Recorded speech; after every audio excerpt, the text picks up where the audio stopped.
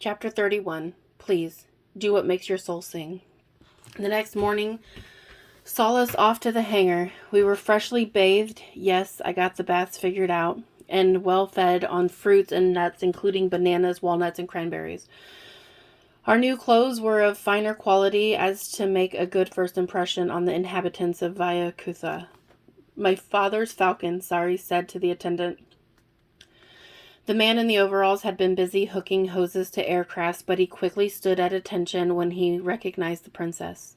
Yes, princess. It is ready for you, as your father requested, came the response. Sari took the pilot's seat and asked Ken if he wanted to co-pilot. I'd love to, Ken said, quickly turning red and correcting himself. I'd love to. But James is the pilot around here. I'll let him have this dance. James of Hapkido, Sari said. Would you do me the honors? James took his seat and asked, Where's the clutch? Sari didn't understand the reference. You just sit there and watch out the windshield. James reached forward and touched the wall. It's not glass, he said, surprised. It's not anything at all. I mean, it's the same material as the wall. Sari smiled, and her nose twitched playfully. No, we don't use glass. Our technology allows us to isolate only this section of the ship for transparency. It's all the same metal, but with different vibration. I'll be son of a buck, James said. I've never flown anything like this. I'll watch the controls, Sari said. The first part of the trip will be on autopilot, but then when we get close to the Bahamas, I'll fly manually. The Bahamas, Ken asked? As in the probable location of Atlantis? The aircraft left the docking station before we realized we were moving, and Ken's question went unanswered as our attention was wholly focused on the journey at hand. We broke off free from the mountainside and climbed through the morning sky, and Sari explained, we fly higher than the aircraft built by the surface dwellers. We try to keep it between the satellites and the conventional aircrafts. We see a few supersonic experimental aircraft designs up here, like jets that carry low-orbit crafts on their back. The surface humans are getting pretty ingenious with their designs. But like Vishnu said, it only takes them further from the source. That's odd, kind of counterintuitive, because we think of going into space as getting closer to the heavens and closer to the source, Barry pointed out.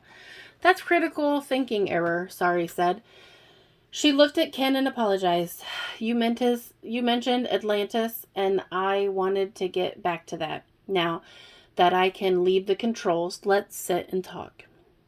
We all walked to the center of the fuselage, and Sari touched the wall. I noted that they had not gone transparent on this ship. The interior walls still looked white in color. As Sari's touched, the stools rose from the floor where there had been no seams to betray their location. That's incredible, Barry said. They were there all along. We sat on the floor when your father was flying us to the moon. It's a material that you don't have, a special memory metal that gets formed into a particular shape and can morph to another shape and then returns to its original shape. It's terribly useful. I understand the Greys use a similar metal on their super lightweight craft. Like what crashed in Arizona? James asked with raised eyebrows. New Mexico, I corrected. Precisely, Sari confirmed. Atlantis? Ken asked, not wanting to sound pushy. Atlantis is an amalgam of stories from history. It resembles Crete, Athens, Nicosia, and other Mediterranean sea states, but also resembles Vayakutha. The story goes that the land masses rose and fell as the ice caps melted. The glaciers that cut through the North America were supposed to have flooded the Caribbean Sea and buried Atlantis. That's how I learned it, Ken said with childlike enthusiasm, excited at their common knowledge. The problem is, Sari said, that it didn't happen that way. There were plenty of changes taking place on the surface at that time.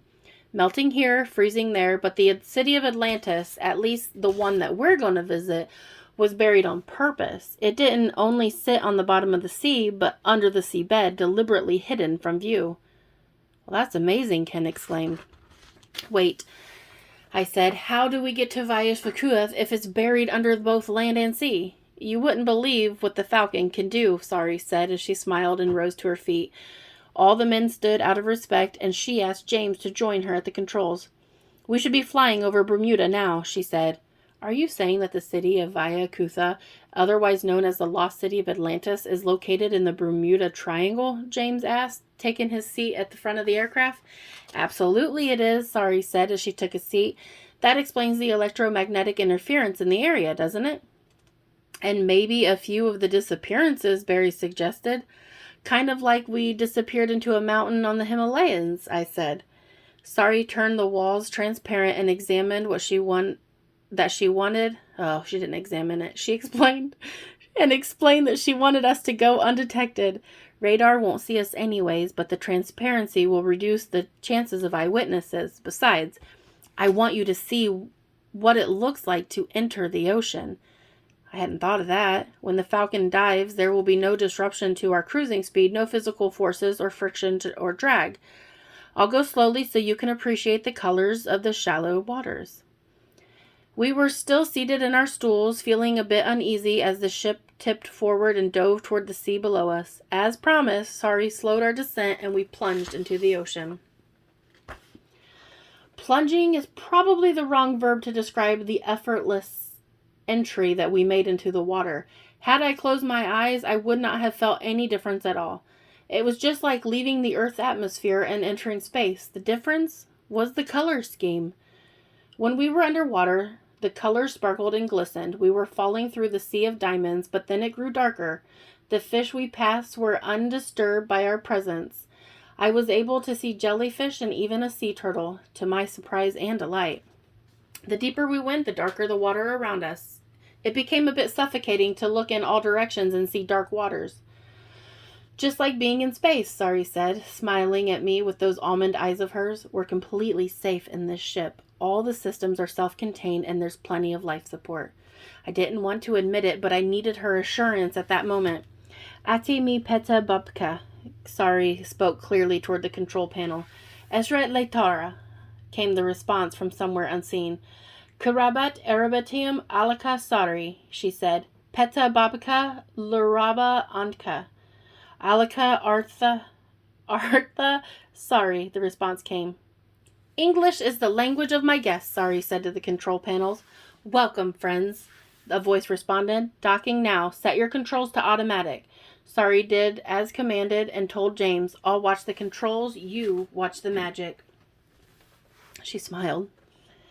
Before us opened a great gateway with light flooding behind it. The inner chamber was filled with water as we entered the giant space, allowing the doors to close behind us.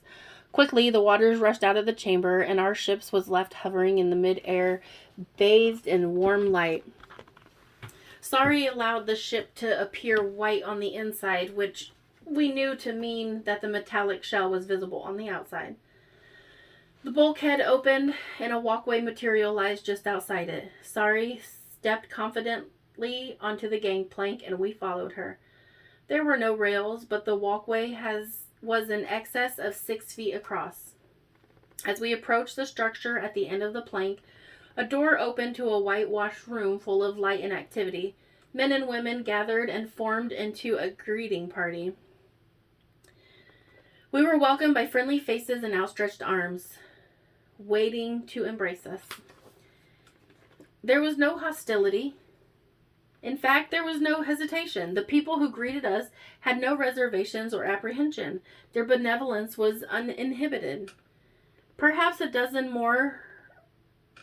or more Via Cuthuans stood before us, all warmly smiling.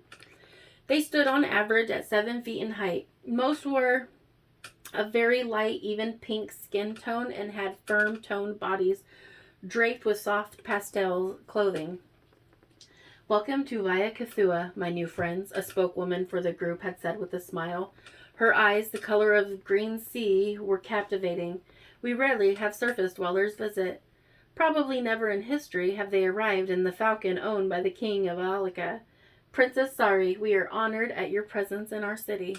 The woman bowed respectfully. Sari curtsied in return. It's my pleasure, miss, she said. Madam, actually, the woman said. She was as tall as Sari and as handsome as a woman with flowing blonde hair, held here and there with seashell clips. She was obviously older and more mature than our Alakian hostess, but youthful despite her quiet demeanor. I am the Viceroy of Via Kuthua, the highest office in the land. My husband is Dharma, and I am Saguna Ishvara. Madam Viceroy, I said, I am pleased to meet you. My name is Ruby Chambers, and this is my husband, Barrington Duval Chambers. Barry clicked his heels together and lifted his chin. His hair perfect, and his smiling green eyes made a wonderful first impression. I am sincerely pleased to make your acquaintance, Saguna said before turning to Ken. Her long fingers folded over one another and crossed the front of her torso. She was poised. Her hair was varying degrees of blonde, pulled back and apparently highlighted naturally by the sun. Her eyes were sea green and captivating. The silken fabric of her ivory garment shimmered. This is Kid Redmonton, Sari announced. He is my friend from the surface. He is very influential there. The beautiful and articulate Sari is too kind, Madam Viceroy. I am your humble servant. And this is James of Hapkido, Madam Viceroy, Sari announced. Thank you for making us feel at home, James said with a serene smile. James, she said to him, you have kind eyes and a sincerity that appeals to me. Your spirit is placid. It is a pleasure to be in your presence. Thank you, Saguna Ishvara, James said, bowing courteously. It means a lot coming from the Viceroy of Lord Vishnu's city, Via Kuthua. You know of our city? I am just now learning. My friends tell me I know more about Vishnu than I previously understood. Cryptic, Saguna said, but honest. I have a strong spirit for discernment, James, and I believe you to be sincere and empathetic. I will enjoy getting to know you. Thank you, Madam Viceroy. Daughter, Saguna said, come to my side, please. And the women are all beautiful like Lakshmi, James heard repeating in his mind as Saguna's daughter strode up beside her though on a cloud. She tipped her head sideways as she considered him. Her face was petite and shaped like a teardrop. Her eyes were large and flashed with fierce femininity. They were blue like the shallow waters of the Caribbean over the white sands. This is James, Saguna said. He's a surface dweller in the company of the Princess Alika. Saguna's daughter continued to look at and through James. When he looked into her eyes, he lost feeling in the rest of his body. His stomach was full of butterflies and his hands were tingling. His feet were pins and needles. He's beautiful, the daughter said. She stepped forward and reached her slender arms towards James. He instinctively stepped forward to meet her, unable to control his movement. They embraced, and James felt he had died and gone to heaven. His eyes closed, and he pressed his head against her collarbone. They held one another in silence, and James felt years of emotional pain leaving his body. Tears came to his eyes as the heat grew between their bodies. Although the girl was considerably taller than James, they fit together perfectly. Soon they were one body, breathing together. Their hearts beat together. They pulled back from one another ever so slowly and gently as Saguna introduced her daughter. Her name is Kama. James continued to hold Kama's hand on his own. Her fingers were long and slender in his grasp. Her name is Kama, James repeated, and I love her. Kama glowed with new radiance as though she had drunk the waters of Siloam. Her blonde hair was silken replica of her mother's, but she let it fall here and there in a beautiful carefree waterfall. Yes, Saguna said, you do. Kama? Yes, she said, looking into James' eyes. Her voice was dreamlike, and everyone's present felt like a bystander in James' utopian fantasy. His name is James. He is beautiful, and I love him. Saguna smiled upon the union. She was pleased for her daughter, but she knew the coupling could not last. James was a human who only had 30 years to live, give or take, and Kama was a young Pleiadian with almost 1,000 years to live. Saguna turned her attention to Sari. What is the nature of this visit, Sari? Did you come here only to introduce James to my daughter? Saguna smiled warmly, and everyone smiled with her. Madam Viceroy, Sari said, I come to you as an ambassador of goodwill. For years, my father and I have been at odds with regard to the exchange of culture between your city and ours. Yes, he has been difficult for the council to work with. He has been under pressure from the aristocracy in the city, Madam Viceroy, though he would never shift the blame. In my humble opinion, he is afraid of the unknown. He is afraid of change as he ages. He grows complacent in his rut and his routine.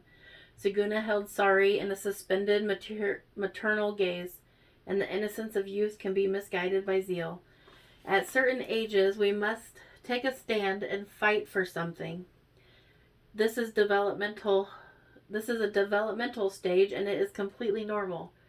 Could your father find the words? He would probably tell you that exactly what I'm about to tell you. She paused, continuing her gaze. You must never let anything tear your family apart. Let nothing wedge between you and your loved ones. Religion, politics, a desire to change, or consistency. These things are temporary, but family is eternal. You must support your father, and he must weather the storm as your parent. He may be wrong, he may be dead wrong, but he is your father. He is doing all that he can to protect you and to care for your well-being. Saguna was leaning forward as she spoke, adding emphasis to her words. Now dramatically she rocked back. So I am pleased that he has allowed you to make the trip to our humble city. You shall be our guest, and I hope that this will be the first of many visits. It is my desire that we open communication between the cities. It is only healthy that we might learn from one another and grow. Saguna asked our party to follow her through the exit and onto the elevator. She asked Kama where to personally escort us through the city. No, she and Kama were personally going to escort us through the city. The elevator went down and down and down, seemingly forever. There was no motion of any kind, and we only knew that we were moving because a readout on the wall showed our depth until we stopped and the doors open. We found ourselves at the edge of a beautiful city of gold and silver. Beside the street of gold ran a literal river of diamonds. Water flowed between and over diamonds of various sizes as it came down from the hillside to our extreme right and curled its way into the center of the city. As we walked, we noticed the periodic parks full of flora and fauna. The entire city was woven with dense rainforests and a canopy of trees. Monkeys were seen and heard swinging through the branches. Tropical birds were screeching and singing. The sun, which must have been artificially constructed in some way, shone through the trees and between the crystal and the marble buildings and the towers. We walked past flower gardens and plants of all sizes, many which were thought to be extinct up on the surface. Everywhere were bees buzzing and birds chirping. Distant calls and various animals could be heard intermittently. I heard pumas or jaguars echoing from between the buildings. The forest spilled into the city, and the city spilled into the forest. In the center of the city was a great citadel. We looked up to see the spires clad in gold and white clad in silver. It was a light unto itself. Above the great building were vimanas flying slowly this way and that way in no hurry at all. Many were open-air vehicles which looked to me like flying carpets, but some were larger and had cabins built into them. All around the citadel, from streets left and right, came the voices of people singing. The harmonies were breathtaking and the melodies were soothing. They sing praise to Vishnu and Lakshmi, Saguna explained. They sing of the beauty of Vayakathua as well. Kema added, the singing itself makes the city more beautiful and peaceful. It makes the people healthier and happy.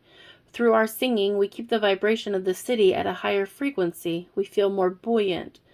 Kema smiled at James and held his hand as we walked into the citadel. I observed James as he peered up at the bejeweled image of Vishnu, a mosaic that covered a wall reaching 3 stories high. The rubies, sapphires, and emeralds sparkled in the natural light, reflected and redirected throughout the structure. He was happy, I would say, not impressed or awestruck, but happy as though he appreciated the artwork on a personal level. He put his arms around Kama, and she put hers around him. James was once again a giant in his subtle body. His aura was all-consuming. Vishnu, Kama said. Yes, James replied at a whisper. He looks good. I think he would approve. Saguna smiled as she looked upon her youngest daughter, already 50 years old, but a youngster by Pleiadian maturity. Saguna liked the couple together, she had decided, but she was preoccupied with the obvious problems of James's mortality. Turn around, Ken said to the group as he held hands with Sari, standing in awe at the image before them. There on the opposite wall, every bit as tall as Vishnu, was Lakshmi in all her grandeur. Do you like it? Saguna asked Sari. I think you might like it the most. I do, Sari agreed. I feel a connection to it, a familiarity. You remind me of her, Saguna said with her warm smile. This place of worship for my people, Saguna explained. We feel a connection with the universal soul when we pray here. The winds flow well in this place. Winds? Barry asked. The winds of the spirit, Kama explained. They flow through our soft bodies, our spirit bodies, and fill us with vitality and peace. They help us connect to the universal. Yes, they do, James said as he looked into Kama's beautiful clear eyes. He felt alive like never before, and I could see his vibration increase. May the Chambers and I do something here in the Citadel? James asked. Pardon? Saguna responded. She crossed her long hands before her and tilted her head to the side ever so slightly. It's just I want to ask Barry and Ruby to practice Spirit Wind Hapkido with me here in this place. Aside from meeting Kama, it would be the highest point of my life. He turned to Barry and me with soft green eyes and added, that is, if you two are willing to practice the Undo with me. Of course, James, I replied. Looking at Saguna, I added, with your permission, Madam Viceroy. Please, Saguna said, do what makes your soul sing. James and Barry and I lined up 3 abreast and began standing meditation without the Undo. We practiced our breathing and we felt our heart rates decrease. We felt ourselves take root on the marble floor. Next, James gave us the subtle command to begin Sayu Undo, and we moved across the floor in harmony with one another, with ourselves, and with the room. We switched to Unde Fury, Undo, and felt our heads swoon with the inflow of energy and air. I began to feel the winds blowing in and through my chakra points. I was moving effortlessly now. My body breathed without conscious thought. My mind and my body were in one accord. James started us on Hapo Undo, and I felt the surge of energy at my Taijan, my one point. My body filled with energy and excitement as my chakras were cleansed from the bottom up. My vision was first red behind my eyelids and then orange, yellow, green, and blue. I felt myself flying just inches off the hard floor as though I was levitating. My vision went to violet and I stepped forward to my final position, the sun salute. At that moment, with my eyes closed but my attention focused through my third eye, my body and mind were one and my vision went perfectly white. I heard angelic voices singing as I stood perfectly still and swayed gently in the breeze. I was unsure if the winds were on the physical plane or spiritual. I heard 2 angelic female voices singing in harmony. They were so real and so nearby that I believed that they may be coming from within. When I finally opened my eyes, I found that Saguna and Kama were singing and lifting their heads towards the sky, fingers splayed and palms exposed, eyes closed reverently. Just as I had unified my mind and body through breath and control in Undo, they had achieved the same thing in unity in song. The room was filled with a life of its own, a spirit that demonstrated the universal soul. We were closer to the source. When the singing ebbed and tapered to silence, we all reveled in the electricity that we had created. The air was cleaner, the sunlight brighter, the sounds around us clearer. We were elevated. Saguna smiled and sighed a happy smile. You are good people, she said. You are welcome addition to Valakathua. We exited the citadel and we walked to a nearby palatial home with marble walls inlaid periodically with gold. The individual marble blocks were monolithic and must have weighed 200 tons each. The gold was thick between them and ran in veins throughout the structure. Why gold? Barry asked with a frown that demonstrated his age-old frustration. I don't understand the fascination with gold. I'm a banker, you see, and I never understood why gold was the standard. Why did FDR order every financial institute in the country to turn their gold reserves over to the Federal Reserve? Gold and silver are healers, Saguna explained. By standing near gold, your health improves. By wearing it around your body in a perfect ring, such as a bracelet, a neck chain, you are profiting even more from its health and benefits. You can ingest small amounts of it to fight infection as well. Ah, yes, James said. colloidal silver water and colloidal gold water. I've used them to ward off infections. They're effective, especially for prevention. That's right, Kama said. We surround ourselves with them so that we can prevent illness rather than fighting them after the fact. And the diamonds? Barry asked. Diamonds focus energy, Saguna explained. Just as they divide white light into the spectrum, they unify and focus energy fields like a laser. The benefit is an increase in ambient healing energy, Kama added. When worn on the left ring finger, a solitaire is connected to the heart through the meridian. The healing effect on both gold band and the diamond are felt at the heart chakra. That's why lovers gift their partners with the diamond-studded gold and silver rings. James was lost in the bright eyes of Kama and held her hands. He wanted to be her lover, and she knew it. We ring the entire city with a river of diamonds and veins of gold and silver. The citadel we just left is the pinnacle of our city's healing energy, Saguna explained. Here, we are at the presidential palace. As viceroy, I live here with my family. Tonight you shall be my family, all of you. I want you to rest now. I will have attendants escort you to your quarters so that you may rest and clean up after your travels. We will meet soon for a fine meal. Little did we know that sharing a meal would involve the telling of life-changing legends.